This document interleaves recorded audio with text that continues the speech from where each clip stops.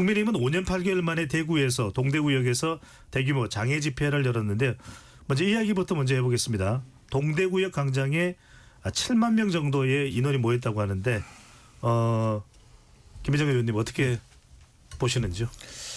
저는 그 장동혁 대표가 제2의 황교안의 길을 가고 있는 것 아닌가라는 생각이 들었습니다. 2019년도에 당시 자유한국당의 그 황교안 대표가 구구 세력들 정광훈 목사를 필두로 한 구구 세력들과 연대하면서 그 다음에 있었던 2022년 총선에서 거의 완패를 했잖아요. 예. 그 길을 다시 걷는 것 아닌가 이런 생각이 좀 들고 그 집회에서 나온 발언들도 보고 제 길을 의심할 정도였는데 그 모 최고위원은 뭐 이재명 대통령 당선 무효를 막 그 외치고 또 그 집회 현장에 보면 윤 어게인이라든지 뭐 스탑 더 스틸 그리고 뭐 부정선거 진실을 밝혀라라는 그 피켓하고 깃발들이 막 나부끼고 있었거든요. 거의 뭐 그 국민의힘에서는 공문을 통해서 뭐 집회와 관계없는 피켓이나 뭐 깃발 등을 지참하지 말라라고 공문도 보내고 현장 점검도 하겠다라고는 했지만 실제로는 구구 세력들이 그런 깃발과 피켓 들고 꽉 자리를 채웠단 말이죠. 네. 그래서 저는 이런 그 거기다가 이제 뭐 저 대통령 당선 무효까지 주장하는 이런 상황이면 결국은 국민의힘이 구구 동지자들과 손잡고 내란 옹호를 하고 또 대선에 불복하는 그런 집회를 하고 있다라고밖에 보여지지가 않거든요. 이렇게 되면 국민의힘은 저희가 계속해서 이제 주장하고 있는 그 내란과 관련된 것 그리고 거기에 또 이번에 종교분리 통일교와 관련된 의혹들 있지 않습니까? 그 종교분리 원칙을 위반하는 그리고 정당법 위반 등을 해서 이제 이원 정당의 그 이유들이 하나 더 축적되고 있다 이렇게 생각합니다. 네. 지난 8일 해동 때는 악수를 했거든요. 김현정 의원께 여쭤보겠습니다. 그런데 이 장동혁 대표의 김어준 똘마니 발언 직격에 대해 정청래 대표는 SNS에 장동혁 대표를 향해서 윤석열 내란 속의 똘마니 입을 다물어라 이렇게 반박하고 나섰다면 이제는 영영 악수는 없는 겁니까? 국민의힘이 딸린 것 같아요. 저는. 그러니까 오는 말이 고야 뭐 가는 말이 고운 거 아니겠습니까? 그러니까 장동혁 대표를 제가 보면 어떤 생각이 드냐면 지금 1.5선이잖아요. 그런데 지금 당대표까지 됐어요. 이제 그 전에는 찬탄파였던 한동훈 전 대표 쪽에 서서 사무총장까지 하셨던 분인데 예. 지금은 이제 반탄파인 친윤계 쪽에 서서 이제 그 당대표까지 되셨는데 그 변신이 일단 놀랍다. 라는 말씀을 좀 드리지 않을 수 없고 아직 당내 지도력이 확고하게 쓰지 않은 것 같아요. 그래서 제가 봤을 때는 좀 발언이나 이런 거에 상당히 오바를 일부러 하는 것 같습니다. 그래서 뭐 이번에 인민 독재니 뭐 똘마니냐는 그 자극적인 말 이런 것들로 이제 구구 강성 내란 세력들에 어필하려고 하는 것 같고요. 또 내란 정당이라는 국민 비판을 좀 피하려고 뭐 정치 테러 뭐 이런 표현으로 프레임을 전환하려고 하는 의도로 좀 보여집니다. 그런데 네. 다만 이제 이렇게 하는 것들이 국민의힘에 도움이 될 것이냐 그리고 장동혁 대표한테 도움이 될 것이냐고 보면 저는 안전히 그 오판이다라고 생각을 합니다. 이런 식으로 계속 구구 강성 지지층에 기대어서 이런 그 극단적인 발언을 토해내면 결국은 합리적 보수와 중도층의 민심은 떠날 수밖에 없는 것이고 내년에 있을 대선의 지방선거에서의 그 패배로 기결될 것이다. 그래서 결국 이런 그 언행들과 또 국민의힘이 이렇게 밖에 장애로 나가갖고 이렇게 그 국회를 떠나서 장애에 투쟁을 하는 것들은 결국은 저 지방선거 패배라는 부메랑으로 돌아올 것이다라고 저는 생각합니다. 알겠습니다. 국회 법사위는 민주당 주도로 오는 30일 조희대 대법원장 대선 개입 의혹 관련 긴급 현안 청문회를 연다고 돼 있는데 청문회면 누군가로부터 이야기를 듣는 거 아니겠습니까? 네. 조희대 대법원장이 직접 나오게 되나요? 아니면 누가 나오게 됩니까? 증인 참고인까지 오늘 이제 의결을 한 걸로 알고 있고요. 네네. 9월 30일에 10시에 이제 열리게 되어 있는데 이 관련해서 저희가 이제 더불어민주당의 입장은 그 조희대 대법원장이 그 지난 5월 1일 날 유죄 취지로 9일 만에 그 파기환송한 그 대선 개입과 사법 쿠데타 그리고 그 지기현 그 판사가 그 아무런 그 근거도 없는 그 법적 근거도 없는 지금도 그 문영배 전 헌재 소장이나 법원 행정처장조차도 항고를 통해 다투었어야 예. 된다라고 하는 그 내란 수기를 풀어준 것, 구속 취소한 것, 재판 지연하고 걸석 재판을 그 무제한으로 허용하고 있는 것, 룸사롱 접대 의혹에 대해서 대법원에서 감사 결과를 내놓지 않는 것, 이런 것들에 대해서 그 과정과 경위에 대해서 소상히 밝혀라라고 계속 사법부에서 요구하고 있는 것입니다. 그리고 지금 그 국민들은 내년 1월에 윤석열이 풀려날 것이다. 그리고 또 올해 말에 1심에서 무죄가 날 것이다라는 불안감에 떨고 있습니다. 그렇기 때문에 더불어민주당은 사법부가 스스로 공정하고 신속한 재판을 할 수 있는 조치들을 하라라고 요구하는 것이 본질입니다. 다만 이 회동설과 관련해서 그 헌법기관인 국회의원들이 제보를 받으면 그거에 대해서 질문할 수 있는 것이죠. 네. 그리고 이와 관련해서 서영교 의원 등은 분명히 그 AI로 조작된 것이 아니다라고 얘기하고 있고 그 전원의 진원지인 저 야당의 그 민정 라인하고 야당의 의원이라는 두 분의 그 제보의 출처도 명확히 있고 두 분의 전원이 일치했기 때문에 신빙성이 있다라고 믿어서 질의했다라고 얘기하고 있는 것 아닙니까? 그리고 열린공간 TV도 그 AI로 만들었다라고 한 적이 없다라고 해서 허위 사실로 지금 고발을 하겠다라고 지금 하고 있는 거잖아요. 예. 그렇기 때문에 지금 현재 의혹은 제기된 것이고 이와 관련해서는 본질은 아니라고 봅니다. 더불어민주당이 주장하는. 그런데 예. 의혹은 제기됐고 본인이 부인했기 때문에 결국은 뭐 수사를 통해서 진실을 규명하는 방법밖에 지금 없지 않느냐 그 말씀을 드립니다. 예, 제가 여쭤봤던 것이 30일 청문회에 누가 나오게 되는 겁니까? 지금 그 증인하고 참고인이 오늘 채택이 됐는데 네. 제가 명단은 보지 못했는데 조희대 대법원장이 당연히 포함되어 있겠죠. 예. 그리고 나머지 5분의 대법관까지 신청했다고 하더라고요. 예, 잠깐만 제가 궁금한 건 증인 채택된 거는 조희대 대법원장도 있고 한덕수 전 총리도 있고 지기현 판사도 있는데 나온 게 확정이 된 겁니까? 일단 채택이 됐으니까 청문회에서 네. 이제 출석 의무는 생기는 것이죠. 여당발 사법개혁을 비판한 발언이다라고 지적을 하고 있는데 오늘입니까? 김현정 의원께서도 오만한 개변이다 이렇게 당 차원의 논평을 냈는데 어떻게 보시는지요? 아니 정말 그 무슨 막말입니까? 이게 무슨 상권 분립의 정신을 정변으로 훼손하는 오만한 개변 맞죠?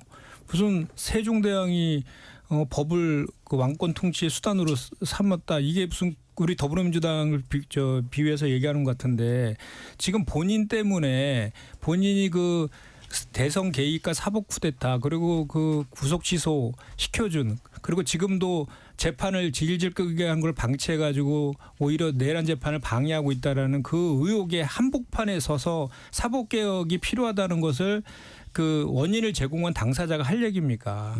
그래서 이거는 그 정말 그 해서는 안 될 그 발언이라고 저는 생각하고 이거는 그 우리 더불어민주당은 지금 국민의 그 뜻에 의해서 사법개혁이 필요하다는 그런 민심을 받들어 가지고 사법개혁이 필요하다는 거 하고 있는 것인데 이것을 무슨 왕권 통치 뭐 이런 표현으로 이렇게 물타기를 하려고 합니까? 그래서 저는 이 발언에 대해서는 정말 부적절한 발언이라 생각하고 그 사과해야 된다라고 생각을 합니다. 그리고 그 조희대 대법원장은 자꾸 본질을 그 벗어나지 말고 지금 더불어민주당과 국민들이 묻고 있는 그 대선 개입과 사법 쿠데타 그리고 그 구속 취소, 재판 지연 이런 것들에 대해서 어떻게 그 대안을 만들 것인가에 대해서 답을 하셔야 됩니다. 네. 그리고 당연히 한 가지만 덧붙이면 그 상권 분립이라는 것은 당연히 그 사법부는 입법부가 제정한 법률에 의해서 그 재판을 하는 것이지 사법부의 독립이라 그래서 자기네 마음대로 아무렇게나 하라는 그런 사법부의 독립은 아니지 않습니까? 그래서 사법부의 독립도 헌법과 법률 안에서 인정되는 것이다. 그 말씀 꼭 드리고 싶습니다. 코에 걸면 코걸이식이다 이렇게 저는 보입니다. 네. 그래서 이제 지금 말씀하신 것처럼 서 의원님 말씀처럼 그 검찰도 그렇고 사법부도 그렇고 지금 그 공무원들 잣대로 재판하거나 이런 것들에 대한 문제 지적을 하시잖아요. 지금 장애 집회 이후도 뭐 권성동에 대한 수사 뭐 이런 것들도 얘기하고 있고 이런 얘기 하니까 그래서 더불어민주당이 검찰개혁 사법개혁 하자라고 하는 겁니다. 그래서 이거는 좀 여야가 같이 좀 검찰개혁 사법개혁 좀 했으면 좋겠어요. 정권과 상관없이 그런 일이 없도록. 성차별적 발언이 될 수도 있다라는 점을 지적을 해주셨습니다. 근데 지금 그 법사위에서 그 파행된 오늘 파행된 그 이유가 그 피켓을 이렇게 그 설치를 했잖아요. 그 뛰라고 그랬는데 계속 뛰지 않고 그래서 경고를 한 것이고. 예. 근데 오늘은 검찰개혁 입법청문회 하는 날이었거든요. 그럼 그 발언을 하면 그거 관련된 것들을 해야 되는데 계속해서 이미 표결까지 해서 부결된 그 간사 선임과 관련해서 계속 문제 제기를 하니까 이 회의를 진행해야 되는 위원장 입장에서는 그 이제 그런 질서 유지권 같은 걸 발동했던 그런 것 같은데 3명 퇴장하라고도 이야기를 했었죠. 네, 그 뭐 사실 막말과 관련해서는 서로 사실은 제가 봤을 때는 좀 자제해야 될 것 같아요. 독인 계기는 아닙니까? 사실 각교택 위원 오늘 제가 그 윤리에 제소하고 왔습니다. 저 원내 대변인이라고 같이 가자 해서 같이 했는데 법사위원들하고 그 박지원 의원한테 그 사모님 뭐 하세요? 돌아가셨어요? 그랬더니 그러니까요. 그렇게 얘기하면 안 되는 거죠. 그래서 또 막 그 이렇게 막 얘기 막 던지잖아요. 네. 그리고 그 나경원 의원도 뭐 비길 저거 비길 데가 없잖아요. 그 뭐 초선 의원은 가만히 있어. 뭘 한다 그래. 뭐 그런 얘기 뭐 서슴없이 먼저 국민의힘에서 제가 보면은 항상 먼저 도발을 하세요. 그러니까 우리 그 위원장의 입장에서는 회의와 관련된 논의들을 좀 하면 좋겠는데 의사진행 발언을 통해서 계속 딴 얘기를 하면서 정쟁화시키니까 알겠습니다. 그거를 제어하는 과정에서 계속 이렇게 서로 간에 감정적으로 이렇게 대응하는 게 계속 이어지는데 저는 그 나경원 간사의 문제는 좀 전에 우리 이승은 변호사가 얘기한 것처럼 적합한 다른 분으로 다시 추천을 하지 않으면 일사부재해서 어차피 정기회 동안에는 못합니다. 그러니까 빨리 다른 분들을 해서 이렇게 해야지. 안 그러면 계속해서 여야 간의 간사끼리 그 합의를 해가지고 저 상임위가 운영이 돼야 되는데 예. 계속 이런 식으로 갈 거 아니겠습니까? 네. 사실상 관세 협상이 완전히 실패했음을 인정했다 이렇게 비판을 했습니다. 김정일 의원님 어떻게 보시는지요? 비판을 위한 비판이죠. 국민의힘은 이 협상이 완전 실패하기를 고사를 지내는 것 같아요. 아주. 보면 지금 이 관세 협상에 서명 못 하고 있는 이유를 모릅니까? 다 알고 있잖아요. 왜 그러는지.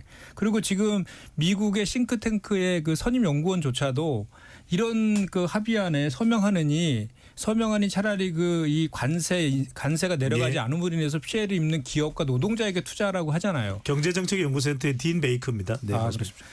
그래서 이제 지금 우리가 3,500억 불이면 거의 480조에 해당하는 거. 우리나라의 그 외환보유고의 84%에 해당되는 겁니다.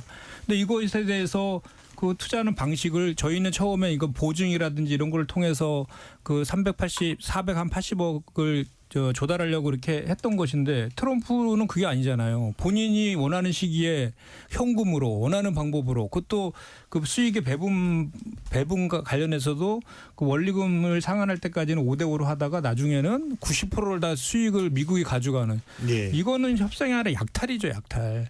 이런 그 악마는 디테일에 숨어 있다라고 하는데 이런 거에 대해서 어떻게 서명을 합니까? 그리고 그 외교라든지 국익에 있어서는 여야가 따로 없지 않습니까? 그래서 적어도 오늘도 우리가 이제 초선 의원들이 미국 대사관에 찾아가서 미국 그 직무대리를 면담하고 왔거든요. 그리고 네. 또 얼마 전에는 이런 트럼프의 행태에 대해서 비판하는 기자회견도 했었는데 이런 것들을 저희는 국회 차원에서도 비판할 건 비판을 함으로 인해서 정부가 미국과 협상해서 지렛대로 좀 활용할 수 있도록 힘을 모아주는 게 저는 필요한 시점이 아닌가 예. 그런 생각이 듭니다. 예. 네, 김 의원님.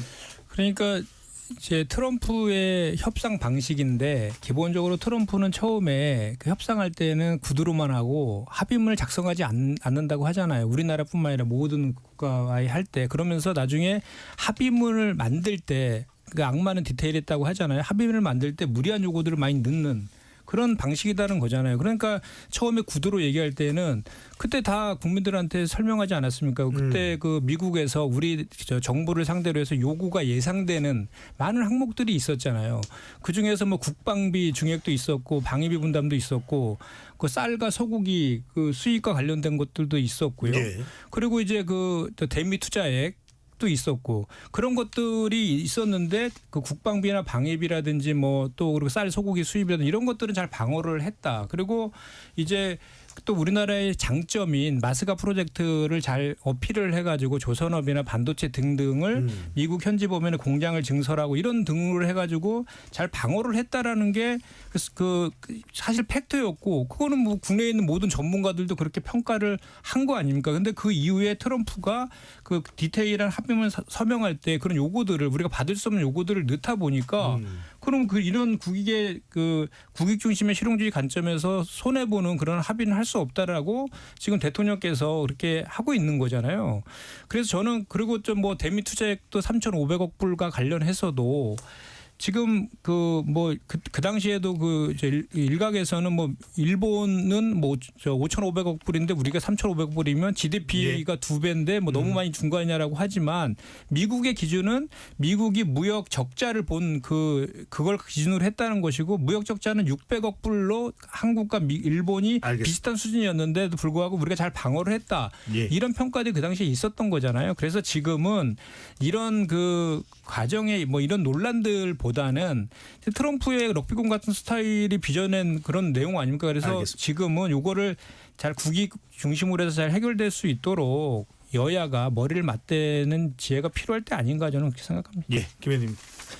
김건희 여사의 그 의혹이 16가지에다가 더 추가됐죠. 더 추가돼서 정말 화수분처럼 지금도 나오고 있는데 그 당연히 국정농단과 이제 직결되는 그 의혹이다 이제 유죄로 판결되면 다 중범죄에 해당되는 내용들이지 않습니까? 당연히 그 한 그 대통령의 부인이 영부인이기도 했기 때문에 국민의 알 권리 차원에서 재판 중개하는 거는 어찌 보면 당연한 거였는데 그동안 오히려 하지 않은 게 이상했다라고 저는 생각을 하고 그리고 저는 이제 이 그 윤석열과 김건희 그리고 윤석열의 불법 계엄의 트리거가 김건희 때문이었다라는 진술도 나왔었잖아요. 예.